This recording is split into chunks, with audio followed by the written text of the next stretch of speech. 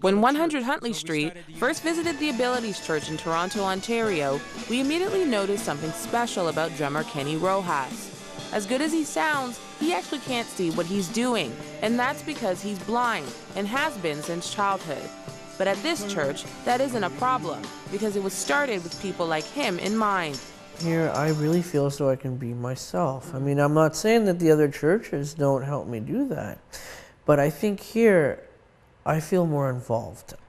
Which is exactly what Robert Gagnon and Jamie Castro were hoping for at the Abilities Church ministry. And it sort of catches on the word disability, taking away the disability and focusing on the ability of the person. So not seeing the negatives, or what they can't do, but what they can do. Gagnon is ministry director, and Castro is the founder. Traditionally, people with disabilities have been invisible within the church, or they've been really minorities within the church, and now we're sort of trying to equal that up with a 50-50% balance between people with and without disabilities, and get them out on the platform participating in the worship and in the ministry. That imbalance, he says, is rooted in how the disabled were historically viewed and treated. It's just society.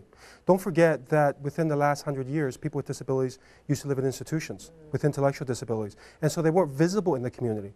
So it's just not the church, it's just society in general. And the church has fallen into that kind of institutional thinking. Something they hope to change.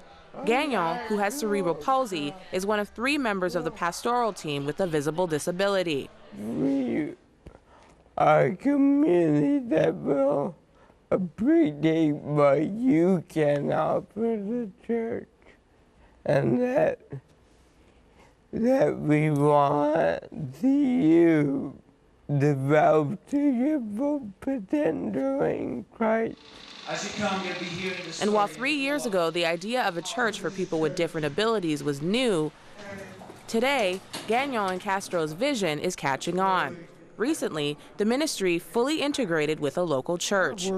They're also helping churches become more inclusive. We've been able to support other churches to start their own abilities ministries.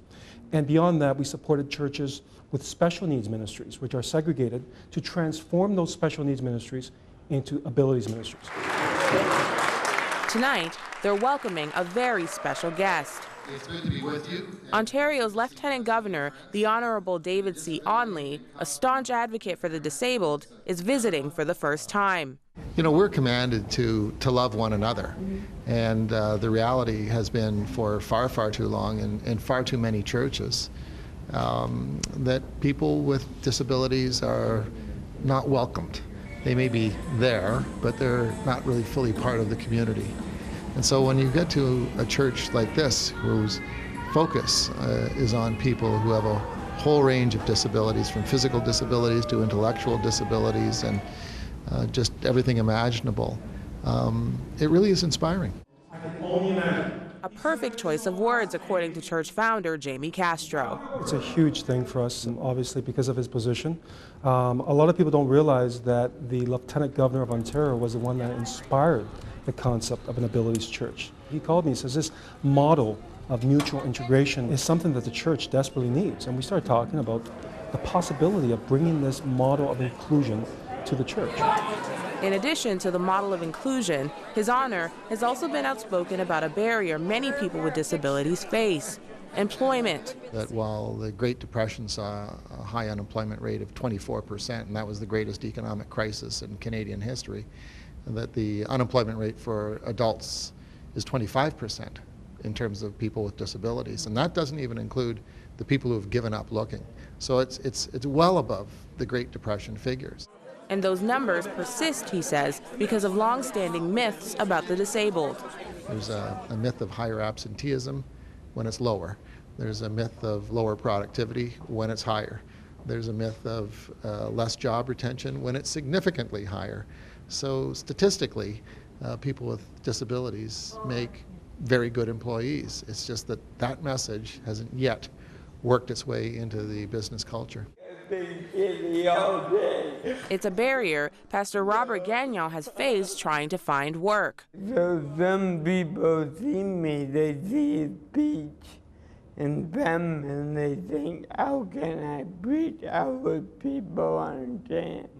And here what I've done is print out my entire sermon on a slide so that people could at least read what I have to say if they don't understand something I'm saying.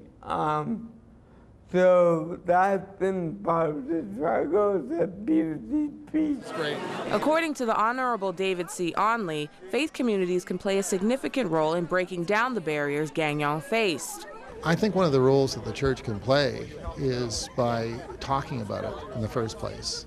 It's an opportunity for those who are in a position of leadership, who are members of the church, to look at their own staffing and say, if 15.5% or 16% of the total population in Ontario have some kind of a disability, what percentage of my staff do?